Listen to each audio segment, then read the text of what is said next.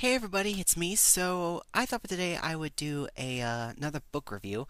I've actually done this before, but to be honest, I'm gonna be deleting it, and so I'm gonna redo it again. This time I'm gonna be more specific about what's gonna happen in the story, and not like from the movies or anything.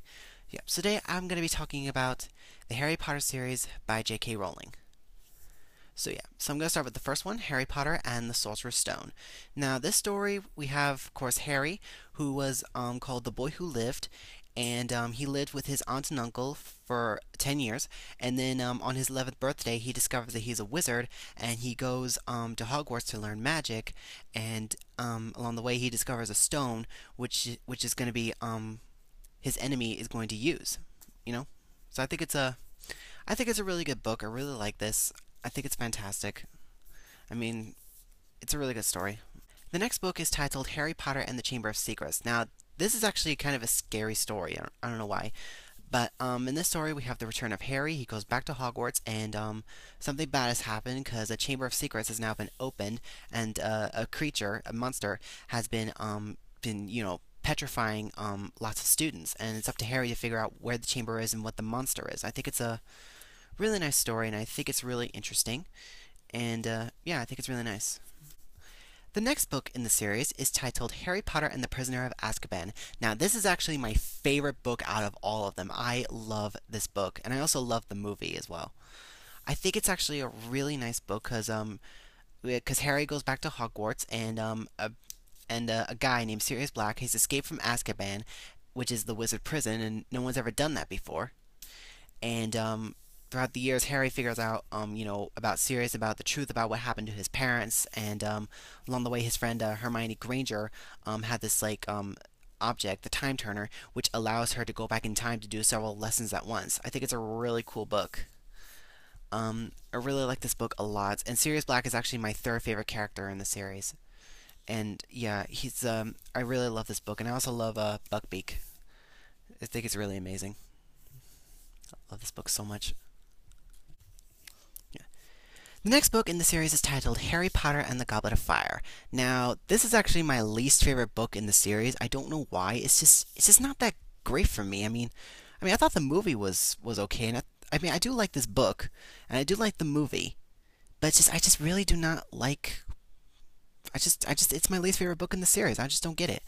Because in this book, we have Harry's fourth year at Hogwarts, and there's a Triwizard tournament, and two others, people from other wizarding schools join in, and to go through three extremely dangerous tasks. And Harry has been chosen, even though he's underage, and he goes through these stuff, go through tasks to fight a dragon, creatures of the deep, and go through an extremely maze. And he actually meets up with his arch enemy, Voldemort. And I think it's a really good book. I mean, there were a few scenes that I wish that could have been in the movie, like with Winky. I was very disappointed that it had her in there. But I think of the Goblet of Fire itself. I think it looks really cool. But the thing is, I don't know why. It's just the Goblet of. I mean, most of the stuff that happened in other series like the Sorcerer's Stone. Because the Goblet of Fire itself does not really have a big role. But I think it's a really nice book. I think it's okay, but it's just not my favorite. And I also love the Yule Ball scene, even though I didn't really like the end of it because of what happened with Ron. But yeah, it's a really nice book. The next book in the series is titled Harry Potter and the Order of the Phoenix. Now, this is actually I found this the hardest one to read because it's the biggest book of them all.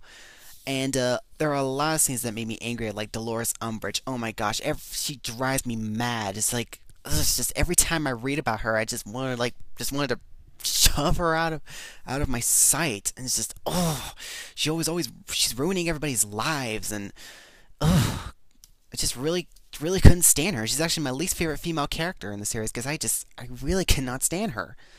But in the movie, I thought the movie was okay. Just they left out so many scenes from the book. Like the scene where they're at St. Mungo's, when they made Gilderoy Lockhart. I've always liked that scene. I don't know why. But this book is actually where my favorite character comes into the series. My favorite character out of the whole series is Luna Lovegood. The reason why is because she and I have the same personality. I'm actually like the male version of her. And I even have her Nargle Charm necklace. Yeah, I absolutely love Luna so much. She is just, oh. Every time I think about her or even look at her on screen or even read about her, I couldn't help but smile. She's just, oh, I love Luna so much. She's my favorite character out of the whole series, and she's just great. And I always thought Ivana Lynch did a great job as Luna. She pretty much is Luna in real life, and she's also a huge Harry Potter fan like I am. And oh my gosh, I would so love to meet Ivana Lynch because I'm her biggest fan. She's my number one favorite actress. But it's a really nice book. I really love the mystery of magic scenes as well. I think it's an okay book. It's just I really found it very hard for me to read, and I just could not stand, Dolores Umbridge. It's a really nice book. The next book in the series is titled Harry Potter and the Half-Blood Prince. Now, this one is quite boring but interesting at the same time because we get to find out more information about Voldemort's life. When he was Tom Riddle, because we go through these awesome memories that Dumbledore collected and find out more information about him, like why is he still alive, and found out about these Horcruxes, and that's what makes him alive. I think it's a really interesting book. I like Professor Slughorn. He's quite funny, and also love that Luna got introduced for these Spectra Specs. These like 3D glasses. I think they're really cool. Yeah, but this also has a sad ending. For when what happens at the end when Dumbledore dies. It's very sad, and it's a really nice book. Yeah. And also, for anybody who have seen the movie, the scene where the Death Eaters attack the Burrow, J.K. Rowling wanted to add that in the book, but she decided to leave that out for the movie. And I kind of really didn't like that scene at all. I mean, just it doesn't really make sense for what's going to happen in the next book, which is, of course, I'm going to talk about now. And the last book in the series is titled Harry Potter and the Deathly Hallows. Now, this is actually a very something big has happened. Harry, Ron, and Hermione are not at Hogwarts. They have gone on a quest to destroy the Horcruxes, and we actually pretty much have a return of everybody we know from the previous book, such as Victor Crumb, all pretty much everybody, and we find out some more information about it. Like in the first half, we found out something like the Doe, which is the Patronus, and towards the end, we actually find out the exact truth about Professor Snape. We find out the exact truth as to why he dislikes Harry, why he dislikes James a lot, and we actually find out the real truth about him, and just the way J.K. Rowling describes it in his story of The Prince's Tale. I thought that was absolutely beautiful. I don't know why, and I was actually afraid they might mess it up for the movie, but they got it exactly right, and I was so happy they did it. And I mean, there were a couple scenes I was disappointed, like they didn't add the scene where Harry goes to the Ravenclaw common room and finds out about it because Ravenclaw's my house. I was disappointed at that part in the movie. But the one thing that really upsets me is that a lot of people we grew up with, ends up dying, and just that was absolutely sad. I mean, Hedwig dies, and Snape dies, and oh, it's just very sad. But but I really like how you know J.K. Rowling wraps up the series with the epilogue. I think it's a really nice book. I think it's great. And there were some scenes that really annoyed me in the movie, but I enjoyed them a lot. So yeah, those are my review for the Harry Potter book series. I might be able to redo the spin-off book series. Tales of Beedle the Bard, Fantastic Beasts and Where to Find Them, and Quidditch Through the Ages. I will not be reviewing Harry Potter and the Cursed Child because it does not count. I am not going to plan on reading it.